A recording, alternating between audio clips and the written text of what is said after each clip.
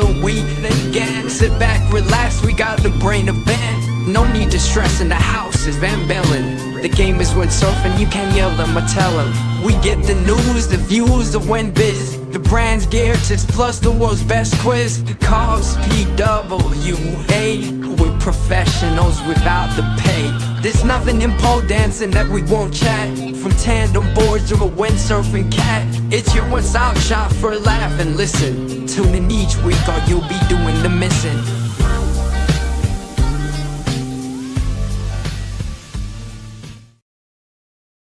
Good morning, Tuesday morning, and we have got a podcast for you. But as you can see, I'm on my own. Yes, Mr. Paul Van Bellen is MIA. I don't know where he is. I couldn't get hold of him, and we had a last-minute podcast. If you've seen the thumbnail, you will know who we've got in. But if you haven't seen the thumbnail, we have got a big-time rider in here. He's just had a bit of a change of direction. Is he still carrying on with the windsurfing? Is he still going to be on the competitive scene, on the World Cup? What is his plans? We're going to be talking to Mr. Jordy VONK about all of those things, what he's going to be up to, what the future holds. And he's actually, well, I'm going to spoil it. Let's bring Mr. Jordy VONK in the house. Here he is. It's over. It's over. Is it over? Is it over, Jordy? Of course it's not over. It's not over. It's not. No, you know what? It was because I put that thumbnail, it's over, because I was like, when I first heard the news, which obviously people who have been watching Windsurfing TV, watching any of the windsurfing news, they will know that you have just come. We're going to be talking about this part owner of the TWWS Center in Tenerife. Again, for anyone going, well, what's that, Ben? We're going to explain that in a minute. But my first thought was, it's over. Is he going to give up on all the competitions? What's the plan? So firstly, let's start from the beginning. What have you done? What is the new role? Because as far as I understood it, you were the marketing guy for Duotone. You know, obviously World Cup windsurfer, you know, top World Cup rider. And then you kind of went into that sort of marketing role for Duotone alongside doing the World Cup. And then this is the sort of big news now. Explain what is happening with TWWS, how that fits in with your Duotone role, how it fits in with your World Cup racing role, all that. Let's get straight into it. Yeah, I'm going to be a busy man. I tell you that much. But yeah, I think since 1.5, 2 years, I'm doing it's basically social media and PR manager is the as you can call it, official title. So basically maintaining the social media, sending out newsletters, all that kind of stuff. I'm still doing that now at the moment. But yeah, I do that since 1.5 years. Basically, I've always been doing stuff on the side of windsurfing. I mean, you know, budgets are not what it used to be anymore. And with a family of two, you gotta provide, especially when you're more often away from home. You need to arrange certain support for the wife, let's say. Yeah, you can't gamble on earning prize money and hope that income will cover everything. You gotta kind of be set for yourself. So already since a couple of years, I'm doing stuff on the side to make everything happen. So it's nothing new to me to work on the laptop, let's say. Maybe some of you know, maybe some of you don't, but I studied for 6 years as well. So I think until 2017 I was in university, combining work, university together with windsurfing as well. Also hectic times. But yeah, that's basically where this kind of came. This came on my path. So the centers came on my path in August, where Harco, the current owner, let's say, reached out to me. That he said like that he in the future wants to take it easier, let's say. He's not based on Tenerife, he's based in Holland, and instead of flying 15 to 20 times back and forward, he wants to create some more time for himself to explore different parts of the world, don't feel the pressure and need to fly back and forward to Tenerife. Knowing that just for people who don't know, TWWS Center, obviously Harco is the owner. Yeah. You have now bought, and it's obviously, for people who don't know, TWWS is a windsurfing center in Tenerife. Now, as far as I understand it, there's a Duotone center. Is that the same as the TWWS center? Are those two come together? So basically, let's say I bought myself in on the company above. Okay. And the company contains the TWWS center, the TWWS shop, and the Duotone Pro Center. So it involves everything. It's two centers, two completely separate centers. I mean, they have a if you've been on Tenerife, different team. There's a it completely operates separately. Even though, let's say, the marketing guy is working for both, there is some overlap. Yes. If some stuff is needed in the TWWS and they can use it from Duotone, there is some synergy between the centers, but in fact they operate completely individually. And let's say the deal contains both centers, so it's as much TWWS as it is the Duotone Pro Center. And there's a shop as well, which I'm guessing is helping get rid of the used gear. Is that the main idea of the shop, or it sells new stuff, or it does everything? It's a mix. I mean, they have their let's say its own clothing brand, H2O Tenerife. It's a foil drive shop, so they sell the foil drive systems. TWWS also has its own fins, mast, extensions, some own branded gear, plus a hell lot of secondhand gear. Yeah, those are I would say, most important things that get sold there. Yeah. Okay, so you, Mr. Jordy VONK, have just stumped up the cash. You just come in and you've gone. Well, I didn't have I put myself in. No, but how does it work? Are you have you just now taken over? That's it. That's you. Yeah, you own the whole thing. No, I'm co-owner for now. We really believe it's still beneficial for the centers as well that I'm an active rider. First of all, I have enough to learn, right? I think I'm not the most stupid guy. But in the end, I've never been having 26 people working for me and wow, is that how many there is? Yeah. Wow, that's a lot of people, isn't it? Yeah, it is. It's you've gone from having to I was going to say, you've gone from having to keep the missus and a couple of kids, that's hard work already. I know. Oh, wow. Okay. That's super interesting. I think it's really interesting for me anyway, because I'm obviously cracking on a bit. And, I had to make those decisions that you were making is okay, well, I can't keep doing what I'm doing. Obviously, you're doing better results than me. You're probably doing more money than me, whatever. But you still have, as a windsurfing professional, whatever you want to call ourselves, you have to make a decision at some point, because there just isn't enough money in the sport to sustain a full family, basically, where you've got a mortgage. That's the thing. It's so different whether you sleep in your van, you go around, you buy some white rice and plain chicken and that's it. Yes. It's you get to a point where that's not life anymore. You need to have a fixed place at home. You need the kids, the school, the new clothes. They want some toys. Just I know it's interesting, because I said to a few people, said, look, there's a massive difference between being a professional where you've got enough money to support a normal life and just being that professional that can just stay on the floor of a friend's house, can choose cheapest flight possible at the middle of the, whatever. You can just do anything to hit your lift with someone in the back of a van somewhere, I still class that as being a professional, but in the real terms, it's not, it's so funny. I've been recently going through some documents, and I still have my financial planning, let's say from 10 years ago, and I made it happen. And now I don't know, let's say I make 4 times as much.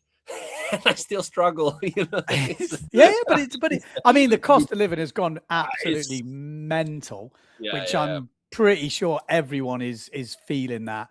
But so I think it's really interesting. It's not just you as well, and I know it's coming. So what's kind of really interesting for me, because obviously Windsurfing TV, and plus I'm like a windsurfing super fan. I'm always interested in what everyone's doing. You're taking this route, and I'm just thinking, ooh, I wonder where everyone else is, going to go, because everyone's getting to that age in windsurfing where they do have to probably make these little decisions on, they're probably going to stay windsurfing because they've still got the stills, still got the level, which we're going to come on to you in a minute. But you've got to make those others, like Maciek's been doing his own event in Poland, and you can see there's a little few fires burning. There's a few of the other guys who have got little few irons in the fire, so to speak. Oh, it's interesting for sure. Sure.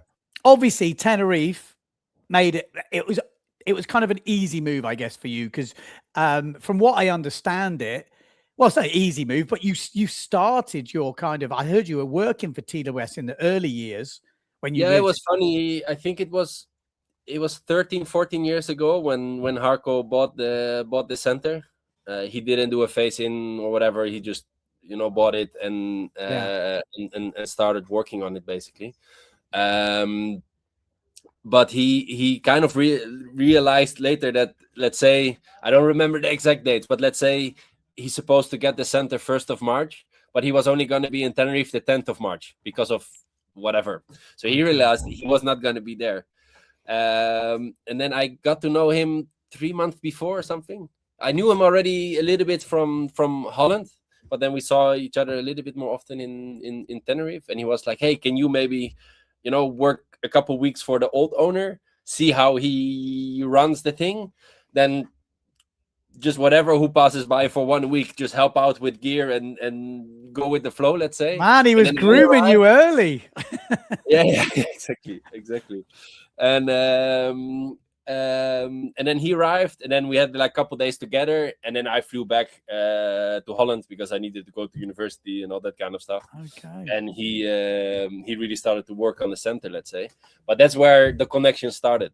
Gotcha. Basically letting me work there alone for a week or something, and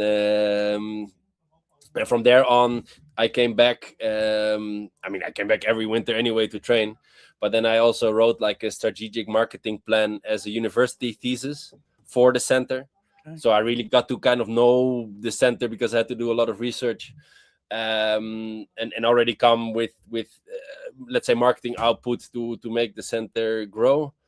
Then I did 7 years of clinics in a row, the TWWS Slalom training. I set up the first business case and run the first 3 years until I was really doing kind of better myself, that I was like, hey, instead of having to arrange everything, I really kind of rather focus on myself so I can make more starts, more things, go to the team afterwards, and kind of naturally stepped away from it, let's say, but always stayed connected.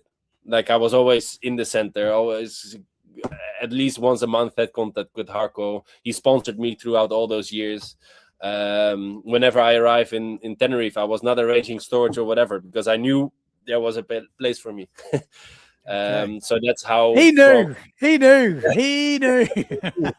So moving forward, you've got this on your plate, but by the sounds of it, it's not just in at the deep end. You're going to be kind of gently-ish. I mean, let's face it, I have enough to learn. I have enough to learn to manage such a company because it's a big company. Yeah. And we believe it's also good that I'm still an active sailor.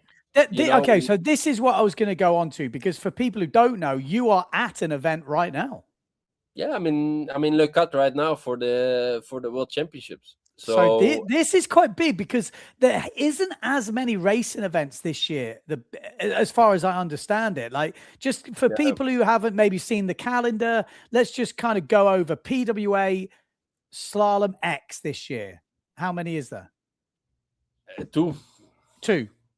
Like last year. Fuerteventura and Tenerife. Yeah. Okay, so that's both on. So Fuerteventura, Tenerife, Slalom X, and then foil slalom? Sylt and Japan.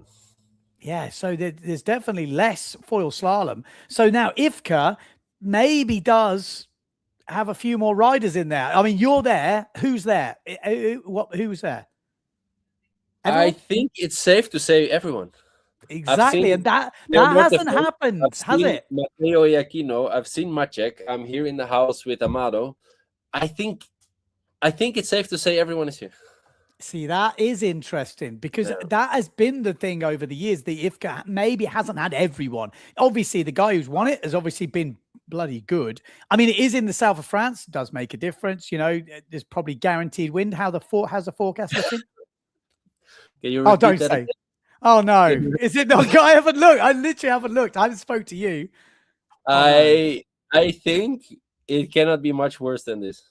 Oh, no. I mean, I can, for the people who watch this live. No, that is white on Windguru. Oh, shit. Oh, no. Oh, God. I honestly didn't know that at all. I literally assumed there was maybe no wind today, obviously, because you're doing the podcast, but I just assumed it was. Oh, shit. No. Oh, that was good. I was.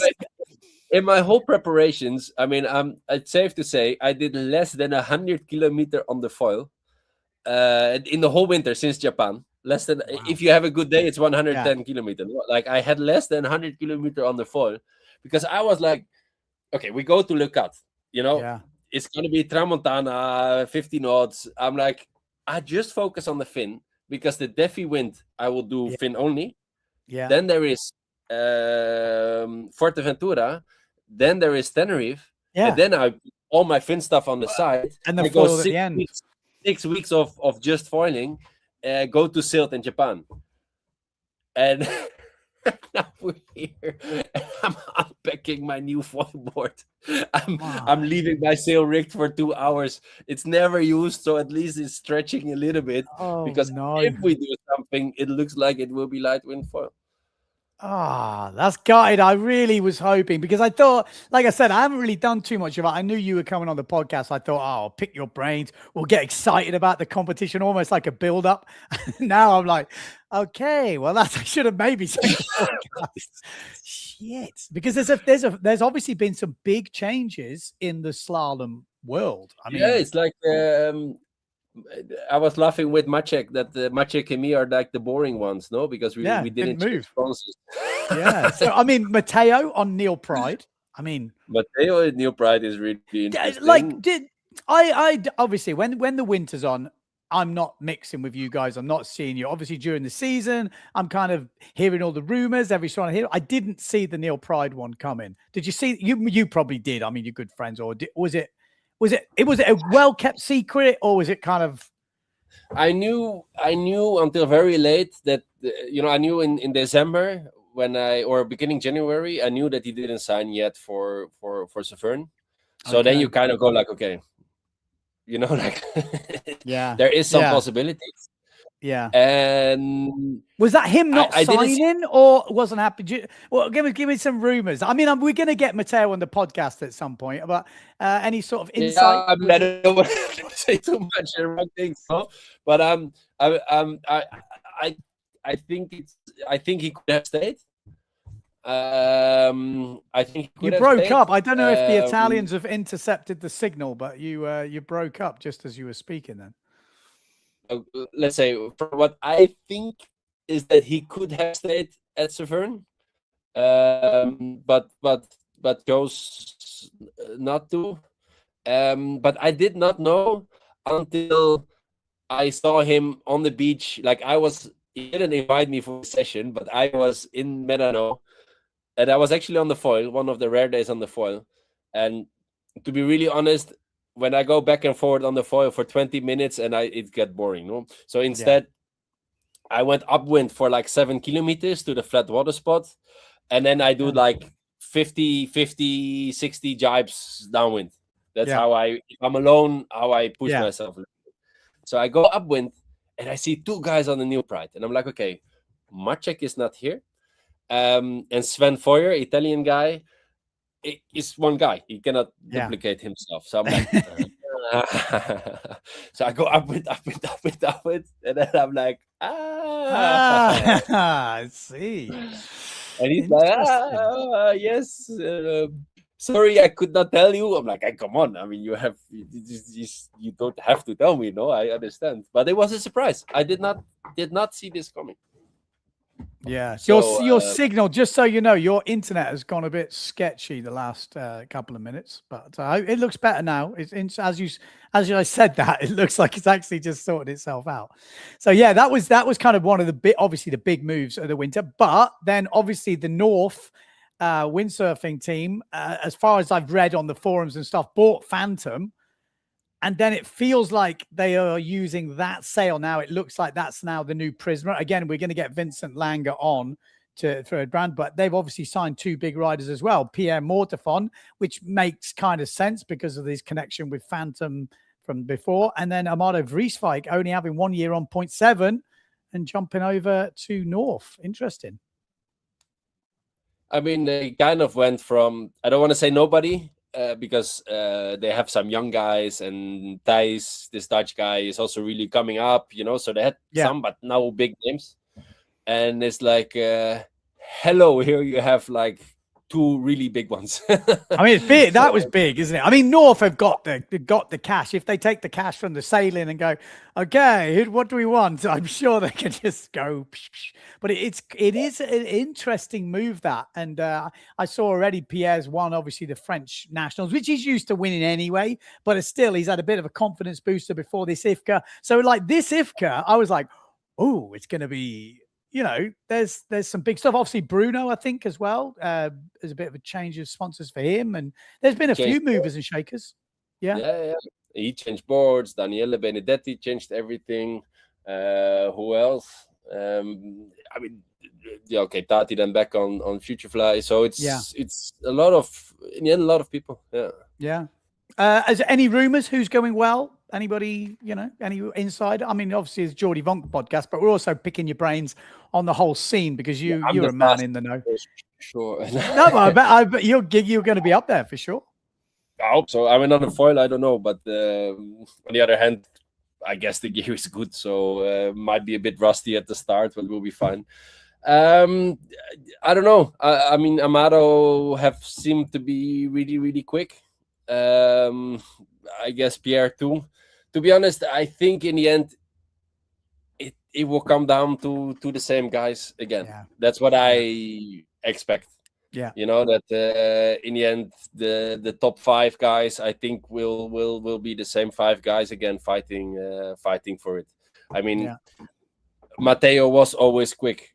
So how much quicker does he get? Well, but that's the worry, isn't it? It's Pierre give him whatever, and he's quick. No, I don't think you're breaking up a little bit. Is the old French internet's leaving us? Sorry for that. No, it's okay. Yes, like I said, that's always the tricky. No, it's okay. It's always the tricky things about going live. You never know how the internet's going to be, and always before you start, the internet's perfect, and then obviously as soon as you start, it kind of tails off a little bit. We've also got to speak to you. Obviously, Fuerteventura last year, you had that massive crash. You were, sitting in epic position, looking like this was going to be, the big event. You're going fast, everything's going well, and then you took probably the biggest wipeout I've seen. I mean, it was pretty brutal. Do you remember it? How did you recover afterwards from it? The thing is, I have some slow motion footage of it, and I've been going over and over and over again because it still did not feel like it was the biggest crash ever seen. No, like it was a decent catapult, but what the thing is, compared to a foil, I think sometimes now we've got these warped ideas that isn't a big one, but I know what you mean. Yes, and because it's the first time in my life I passed out from a crash. I never did this in my life, no. So I really tried to, like look and like, why this time? Yes, no, like how did it get to the point that I passed out this time? Yeah. Because I remember the crash, and then the funny thing was that jet ski was coming, and he was like, "Are you fine?" And I'm like, "Yeah." And then I see the guys jibing the third buoy, and I'm like, But Wow. but when I crashed, we were going to the first one. No, so Oh my you life. know, That is scary. but then you're so full of adrenaline that I'm like, fuck, Bruno was over early, so I can get the 7th place instead of an 8th place. No, so I grab the gear, I go to the finish, and I'm so confused, and I come to the beach, and I just completely broke. Like I sit down, I start crying. I realized my shoulder was fucking painful, and I'm like kind of processing everything because the adrenaline goes down, and I was just, I don't cry so quickly or whatever, no. Yeah. I just broke. I was just sitting there like, ugh. And the guys were like, "Yeah, but you finished the race, so you're fine, right?" And I'm just there completely confused. Shit. And then, I mean, in the end, I guess I was also lucky in some ways. But I got my shoulder checked out there on the MRI. They couldn't see much. Then I flew back to Salzburg, where I saw like the main doctor from the Red Bull athletes, which I got some contract through my wife to go there. Yeah. And they kind of checked, and they saw a lot of blood inside, and they're like, okay, I cannot move my shoulder higher than this, and that's mostly because of the blood that's inside. And it's like this blood will, if you take some medicines, the blood will go away, and afterwards they're like, the feeling will be fine, but in the end, the only thing we really see is that the bicep tendon is a little bit thicker, so it's irritated. Okay. But they're like, there's no risk if you push a bit, no? So they're like, it's not that you go and you lose your shoulder or whatever, no? Yeah. So I kind of was like, okay, so you give me a green flag to go to Tenerife. And yeah, that's how things. But I was on another side also lucky when I asked my wife to treat me, and she's like, "Hey, your pupils are different. Like one is a bit smaller, one is a little bit bigger. So I cannot treat you right now because it means you're still not completely arrived."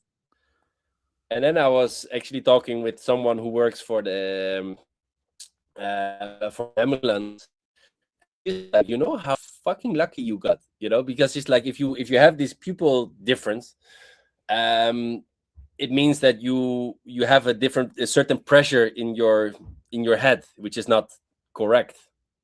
She's like, if you would have sailed the next day, which thankfully I didn't do. She's like, if you would have had like this kind of crash with brain pressure, she's like, fuck, you would have been completely fucked. My life. I never thought about it because the next day, the only reason I didn't go sailing is that I could not move my shoulder higher than this, and in Fuerte, in these conditions, I'm like, it will never happen, right? And that's the reason I didn't go, because in the end, I think I was with you a little bit in the commentary booth. I was not feeling so bad. And then she looks at me, she's like, yeah, and what medications did you all take? I'm like, I took quite some pills. Yeah. She's like, like, don't underestimate these things, and I'm like, yeah, it's pretty classic, I think, for a lot of windsurfers to underestimate these things, right? It's correct. I mean, just try and explain to people what Fuerte is like to sail, because I know from being the commentator, I know from just looking at Pozos, looking at Fuerte, and actually then going out there, it doesn't look like it doesn't feel like it looks on the camera. I think 90% of the people would not be able to actually get that downwind across the course in those kind of conditions, because they can manage to windsurf. Yeah, because they go kind of upwind, avoid every wave, and end up upwind, jibe, crash. The wind pushes you downwind, so you go upwind back to the beach, and then you can kind of go back and forward. But to go downwind, hit the chop like that in 35 knots, it's actually insane. It's brutal. I always try and explain it on the commentary, but I know people still, unless you go and do it, like especially on the World Cup days where it has been blowing recently, and you've got another 7 guys around you all hammering. And I always say this, but it's so true. I remember when I went out and I borrowed some gear, and it wasn't even a bad day. It wasn't like one of those crazy windy days. It was like what you guys would probably say was easy. And just to get your foot out of the foot strap to jibe, like when you're watching the race, because what you do, like I know it from a commentating point of view, so I know it from a viewer. You're watching it, you're going, yeah, just jibe inside there. What you don't realize is just to get yourself set. You can't just jibe there. You're, because obviously, I mean, I don't like to bring it up, but you did lose a significant place on the last jibe mark, not this year, not the year before, wasn't it? Yeah, it was the year before. Yeah, and because yes. I know I don't like to talk about this, but it's I'm like, man, I have so many things to do, and especially that jibe. I mean, I lost out of third place on the Fuerte event. Yeah. And therefore I got equal points on the year ranking. And then I lost that one. Back. I mean, it was a domino of dominoes, wasn't it? It was, and it was, but it was such a good jibe, to go inside you. People sometimes don't, and sometimes it just falls that way, where if you're actually first to the mark, sometimes you can't jibe inside because the way the swell is or the way the chop is, and then it opens up for the guy behind, which... And the thing is, like, he took all the risk possible, because if he finished second, he won the event. Yeah. If he finished third, which he was, or eighth, it would not have changed the thing. So he just went for it. Yeah. And if he crashed, whatever, because that's the place he was going to have anyway. Yeah. So he just went on. I'm sure if exactly this situation happened on the first elimination, or I don't know, third, fourth elimination of the event, he probably would not have risked it, because the third place can still be really valuable. Yeah. But I could risk it all. He's like, fuck it. I want to win, so I go for it. But I've been going through the job so often, because I lost the podium bonus, the prize money. This job literally cost me, I don't know, 6,000-7,000 euros. It's crazy, isn't it? That's what people don't realize, because obviously riders are on bonuses, so results bonuses, overall bonuses, it all, and plus prize money. So, like you say, something like that, which has this domino effect to overalls, individuals, bonuses. It's like ding, ding, ding, ding, ding, ding, ding. You're like, oh my life. And if you have 8 trophies at home, whatever, right? I had none of those trophies at home. So then it hurts even more, if I do this for 10 years and I'm on the overall podium for 8 years, and then at some point you get fourth, shame, no? But if you never had that, I would say, iconic PWA wooden trophy, if I was sitting on the beach just looking in front of me like, really the last guy, really? Yeah. It's wounder. Well, but you're still in the game, so that's good. If anyone's just could remember the thumbnail, it's not over. You're still going to be doing the full PWA tour as much as possible. Obviously doing the IFCA. Is that kind of a conscious decision for you boys now to do? What IFCAs are you doing? Because there was talk about maybe the whole tour getting joined together. I know you're on the board, PWA. Are you still on the board? No, I will. The AGM, I think, is next month, and then I will be out. Okay. Because I had to create some space time-wise. Yes, I was going to say, you're going to be crazy that. So you're going to step down from that, but do you know if there's any talk? Because I know it happened in the wave. Okay, there's talk. There's talks, and I think it's important there's talks, so at least everything is aligned. And in the end, we want to race, and we want to race in good conditions, good events, and we need to be realistic. And the PWA in the end is expensive, with everything that comes along. So if we're not racing PWA, we want to race something else which is nice and good and decent and important, let's say.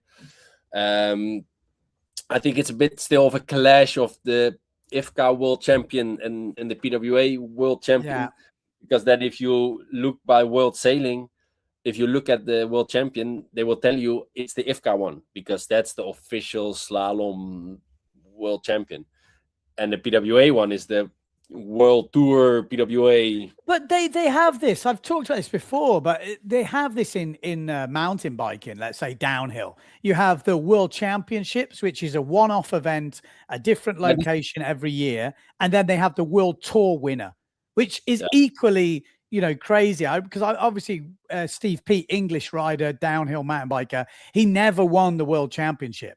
But he, you know, won tours and won tour events, but he never had the championship. It was like this one he didn't win. But I think it does work like that. I think you can have a world tour winner and a world champion.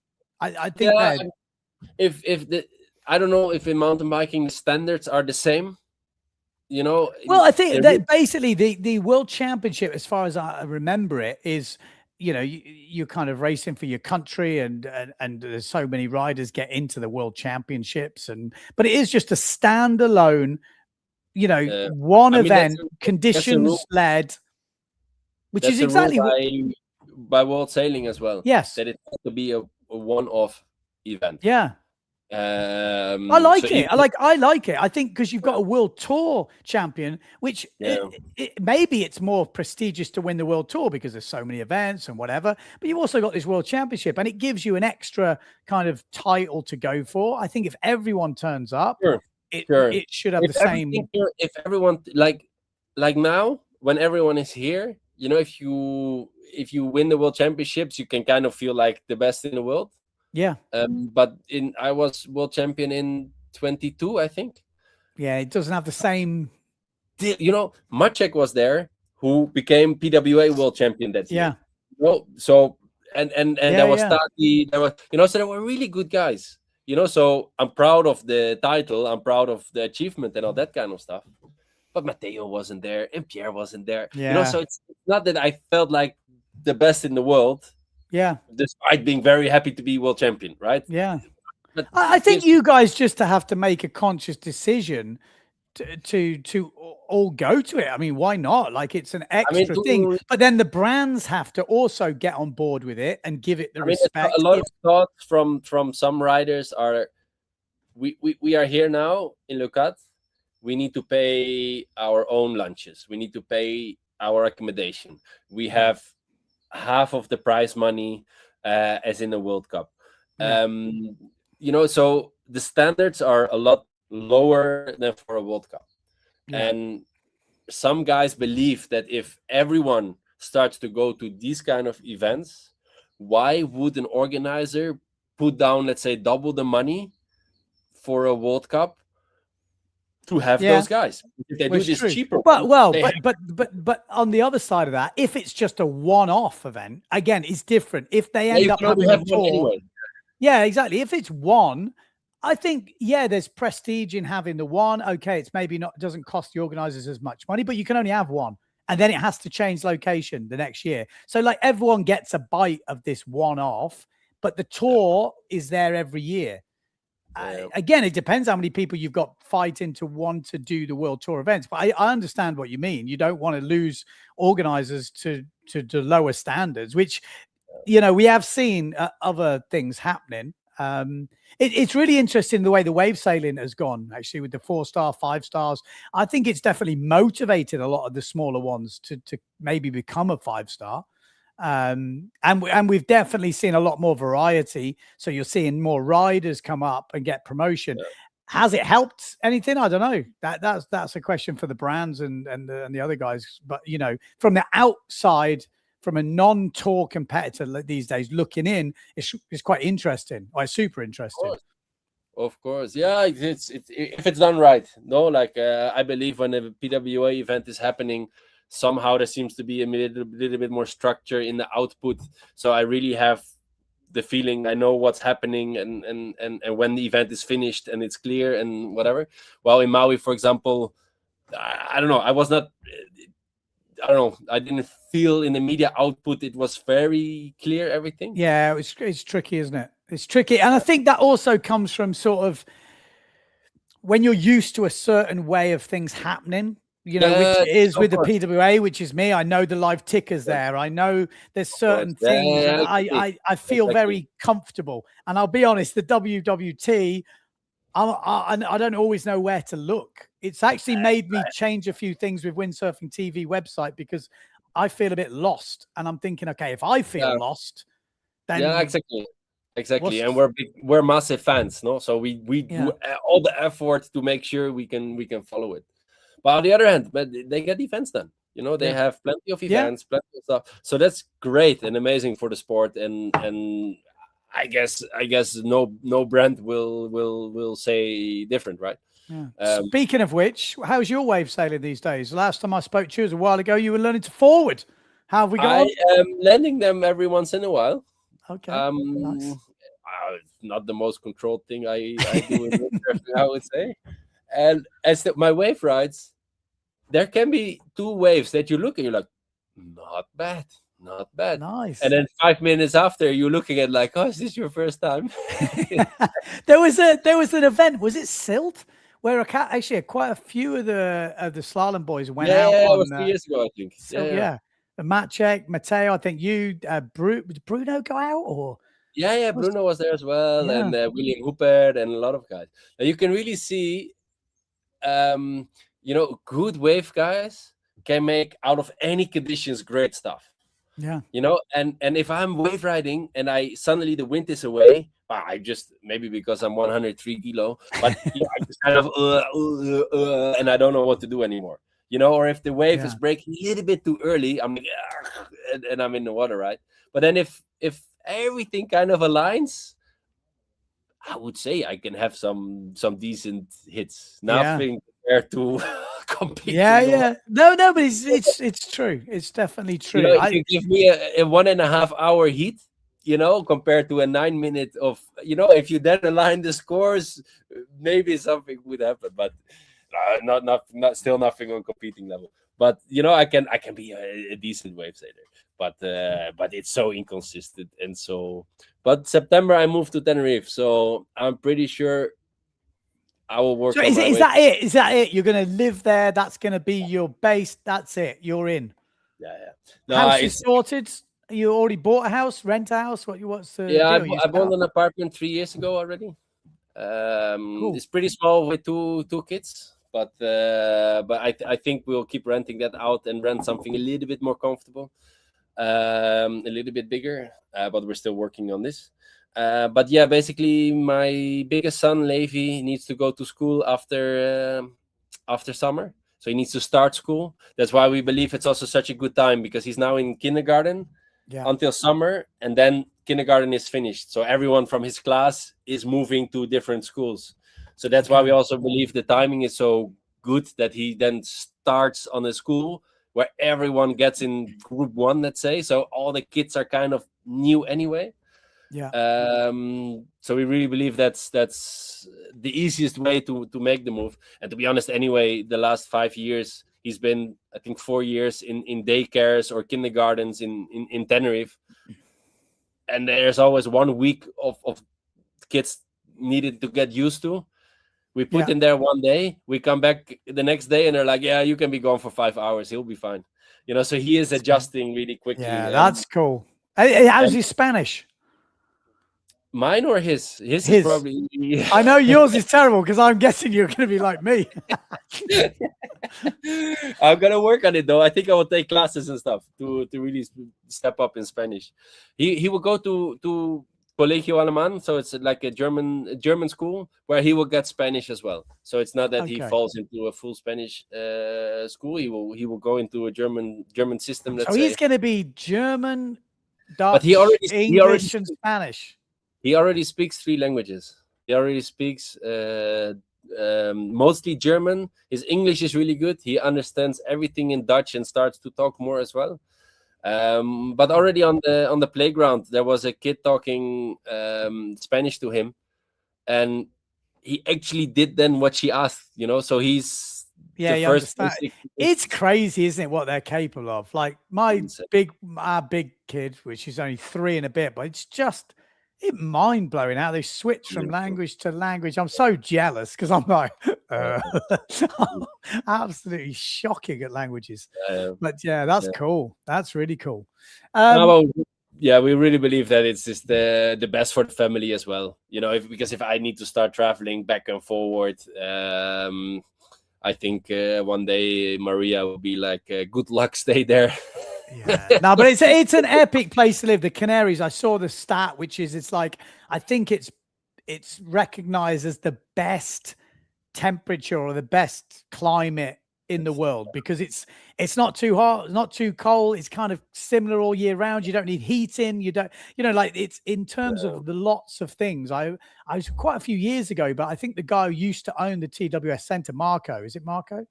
Yeah. But he was telling me, Ben, you need to buy a house here. And he explained it to me all. And he was like, he was so far ahead of where I was. I didn't have any money, to be fair, but it made a lot of sense. And that guy's probably made a lot of money, because I know he bought a lot of stuff. So he obviously knew what he was doing, but it made a lot of sense how he was telling it to me. So you're going to carry on with your clinics. I guess you're going to be still doing clinics, because by all accounts, they go pretty good. Yeah, they're always fully booked. Some people complain that they're a bit hard to find, but once I tell 3 people the dates, it's kind of fully booked like this. Yeah, we have a similar problem. It's crazy. Everyone's like, why don't you put all the information out? I'm like, well, because as soon as you ask people, they're booked. I mean, I'm asking someone to make a flyer, and by the time the flyer is out, it's full. So I'm going to talk to you about this, because it's really interesting. I thought about booking myself on a clinic, because, in terms of slalom and stuff, because you're more than welcome to find. Well, I know I kind of know a lot, but I'd be really interested in what you guys are going through. What would you say is what is the most common problem you have with guys that get on the clinic? Or I get you get a lot of repeat people, so they're just maybe tweaking stuff, but is there any sort of main problems you see or you can correct? Yeah, you see quite a lot of people with like the stiff legs, stiff hips, pretty short harness lines, really close to the rig, and just struggling to actually really make that board fly and get all the potential out of it. They're kind of stuck in this position, and the board is raining towards them. Squashing on their heels. Is that? Yeah. So they're not. What I always try to do is kind of push them to an extreme. That the board is really flying and really gets that acceleration and that trim that it. Tell me, because that is. I think I'm glad you said that, because I was hoping that was what you were going to say, because I saw a couple of comments more recently going, but what does it feel? And when you can do it, you just take it for granted sometimes, I think. That's how it is. Also, they're like, the moment the board goes a little bit like this, they're out of control, and they get scared, and they need to have something smaller or whatever. But that's actually where they have to be. But yeah, if you stay with those, like kind of stiff legs, short harness lines, if you stay in that stance and that position, of course it's scary when the board does this. I would be scared too. So we made a lot of harness lines longer. In Holland, we have this thing called the shit position, so when you're kind of, like you're sitting on Turkish the toilet. Yeah. And I'm like, look in PWA and look how basically everyone is in a shit position. Yeah. It's not a bad thing. Okay, if it's very light and you need everything to be efficient and you're hanging in that shit position, okay, it's not good. But once you get to the performance, so you get to the higher end of the gear, more wind, more everything, that's kind of where you have to be. The thing is, I think I saw something, and maybe that's the RWA or whatever have been teaching this secret 7 or something. And I think maybe that's where this kind of thing comes from, which, like you say, in light winds, when you're trying to get the weight off the board, you want yourself light. You want to have that rig straight, and you need to generate power and all that kind of stuff. But you should be able to adapt once it gets stronger, once the gust comes, once you need control. So that's really something I see often, and always the jibing.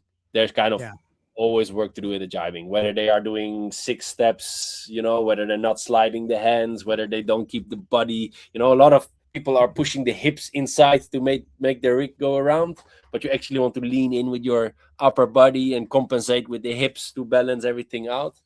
Those are the 2 things that kind of come I come across all the time. Yeah. And I always believe in a way that whatever during the clinic, they don't learn so much. You know, they kind of they gather all this information. They kind of know where to get to. And I really want them to have like this package they take home with and work on. Because that's where you make the real big steps. It's so funny because it's like literally like carbon copy of our clinics in Cape Town. It's kind of one of my most common things I say because I've seen it over the years. Because you get some people get very frustrated within a week because it's a week or 3 days or whatever your clinics are. It's a short amount of time to change big things. You're just not going to do it. So I've kind of started explaining to them, like, think about it as physio or chiropractor or something.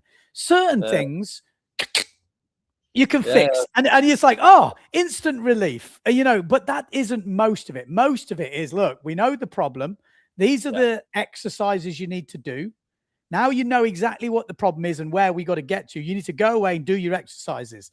And this is the biggest one because what you find is 6 months later, I'll get a message or a phone call or a text or the next time we see them the next year, they're like, oh my God, it comes together like a jigsaw. You know, it's like, oh, you start seeing the picture and it's really interesting. So anyone out there who is going on a clinic, I think you've got to keep that in mind. Don't feel like you have to learn everything in that clinic. No, it's about, you know, if you can get a feeling of what the coaches tell you during the clinic, you know, and you're aware of these things once you get back home, that's the best approach to it. Yeah. Are you obviously doing the Defi Wind this year? Yeah, we come with the big group again. I was about to say, how many's in the Surf Center group this year? I think we have 15 wingers, which I don't do, of course. We have we have 45 windsurfers, I think. Okay. Something like this. Decent. That's good, man. That's good to hear. Let's hopefully we get some wind this year. I mean, it's been pretty unlucky the last couple of years. We've wind either side. I mean, the thing is, as long as the forecast goes now, because we're basically 15 kilometers away from the Defi Wind, there's no wind on the forecast. Okay. So we kind of hope that it's like building and building and building and building, and then once the Defi Wind gets going, then you get everything. Yeah. So some people were saying like they're like, this could be good for the Defi Wind. Yeah. No, my theory is I used to think like that, but now I've started thinking differently. It's a bit like football. It's like if it's 0-0, you kind of think, oh, there's a goal going to come, but usually it means it's probably going to end 0-0. It's like, I don't know. I'm hopeful. I just think by law of averages, we've got to have it. We're due. We're definitely due. I want to ask you about the wave rally. Boy, the concept is cool, huh? I was going to say, I don't think I am not fast on the waveboard. I tell you that much, because the feeling is so different. Yeah, you know. So I'm so scared to. I'm always riding quad. I don't know why, but whatever. I always ride quad. I'm scared to go fast on it. I mean, well, it's weirdly, I did a test the other day. Like, I wasn't really thinking much about it. It was just, we had some wind.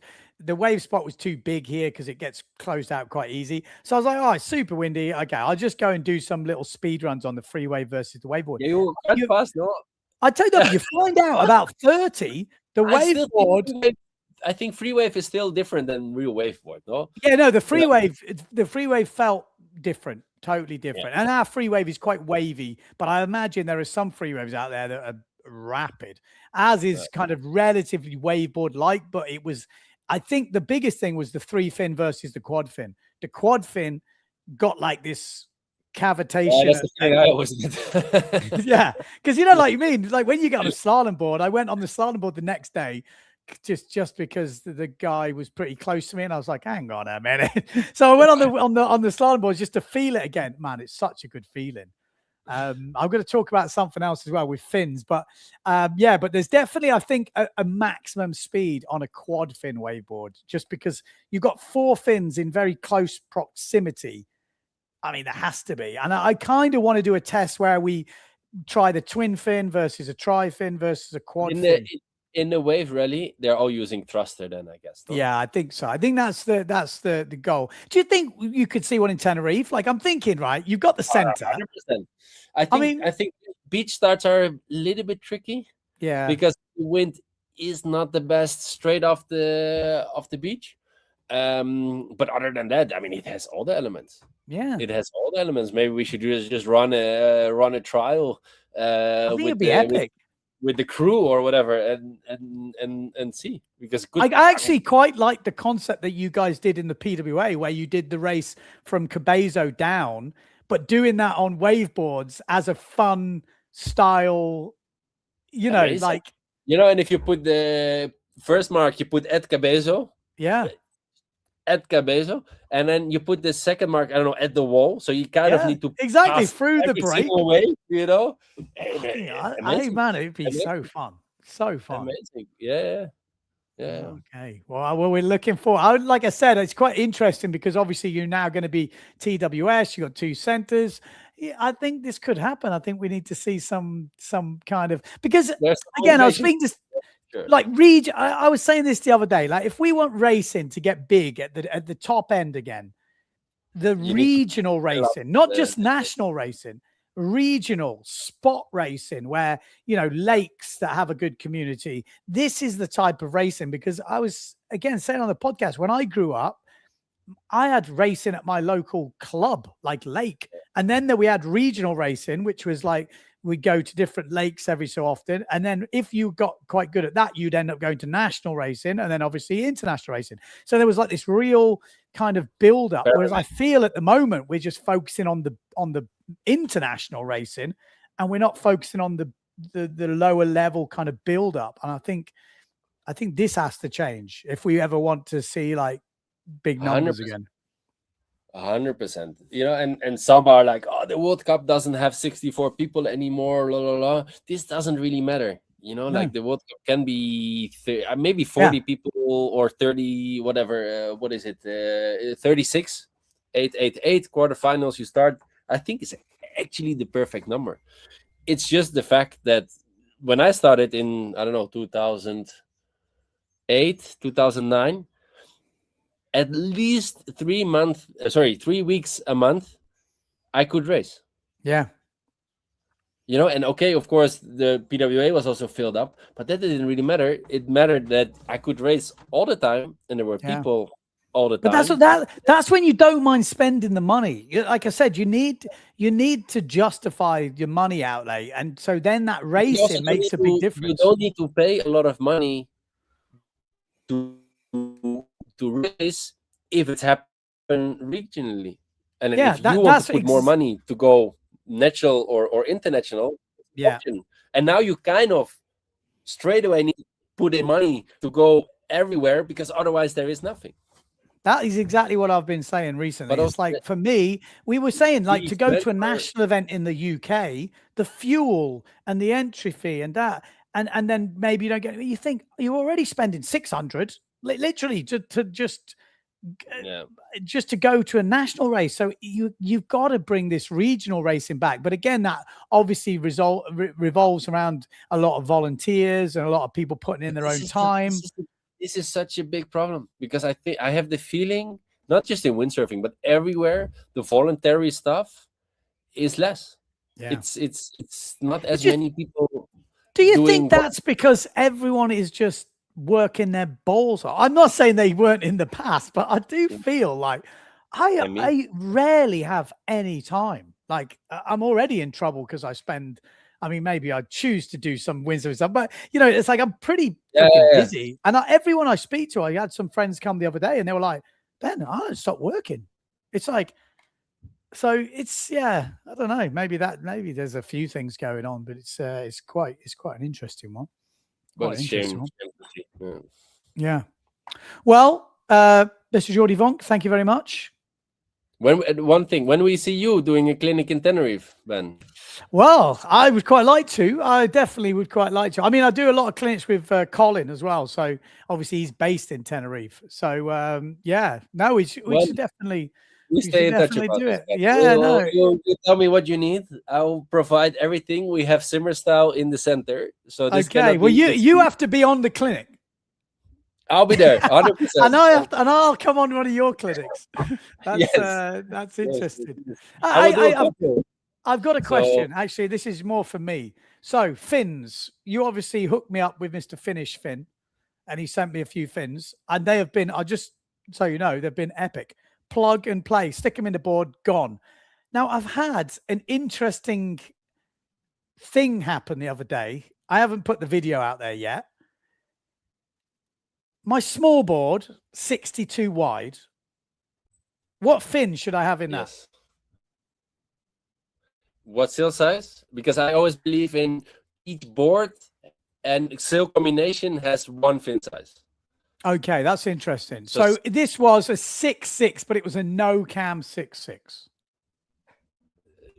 I would say 33. Yeah, okay. So it's like usually my small board, I put a 32 in and it works everything. Usually I use it when it's windy. A 6.6, I don't usually use that small board with 6.6. I usually use the 106, which is the 35 fin I put in.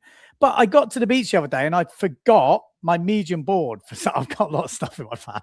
And I only had the small board. And I thought, and it was a bit light. So I put in the 37. Now, that shouldn't work, should it? Should it? It depends. I think there is the Polish legend, Wojtek. I think he's on a mission. He's like 50-centimeter fins in 63 wide boards, and he's complaining about how everyone is using too small fins.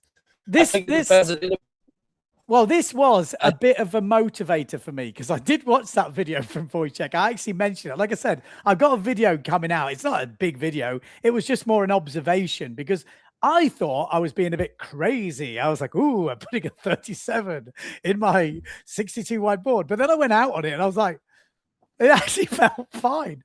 I was just like, yeah, he's obviously sitting a bit on the rail. I just thought, what are the downsides of that? Is it just drag?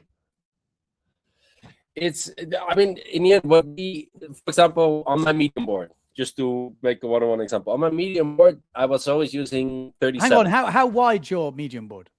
72. Okay. 72. That's my big board.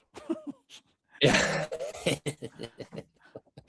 And I was down, okay, it got half centimeter wider, so I was down, okay, maybe 38, and because I'm testing 37, 38.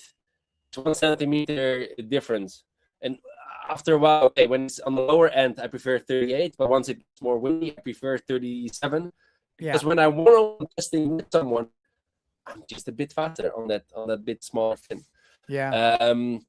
But then my goal is to be this much faster on 300 meters.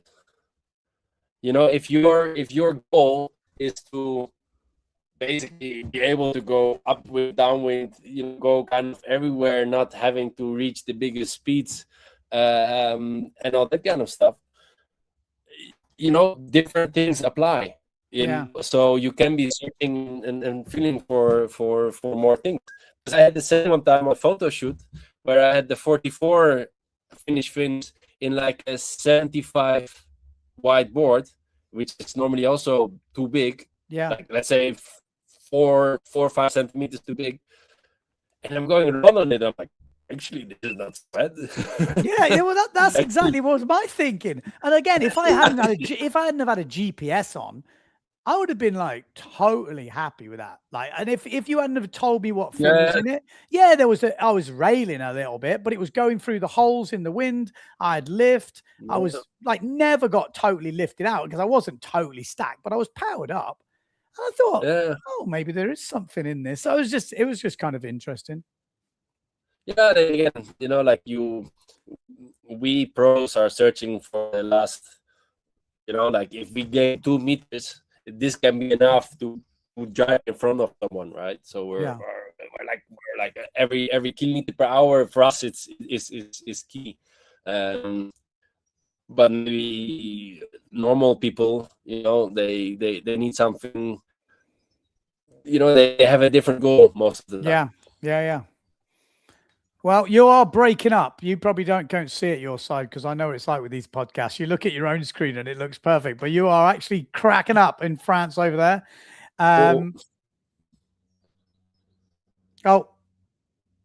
I You've still hear definitely- you though. Yeah, okay. Well, I think let's wrap it up, but I think let's stay in touch because obviously we have done a couple of podcasts with Jordy before where we've been talking about, fin setup, mass bases, foot straps. We were getting people to message in and it went down really well. There was like a good response to that. So if you're keen, maybe we'll get you back in at some point. And also there might be a cloud to this, a silver lining to this cloud over there that maybe we'll have to do some podcasts with a few of the other boys that are over there if you've got no wind this week, because it sounds like there's going to be a lot of world-class windsurfers sitting around. Yeah. We'll find some. Yeah, for you. we'll find such. Okay, thanks for joining, mate, and good luck with the centers. Good luck with the event. Let's hope you get some wind. And we'll definitely stay in touch. We'll get you on that clinic, get you doing some forward loops. I look forward to it. And we make you 3 knots faster. So it's a win-win. That sounds bloody great. I'm in. All right. Cheers, Jordy. Cheers, man.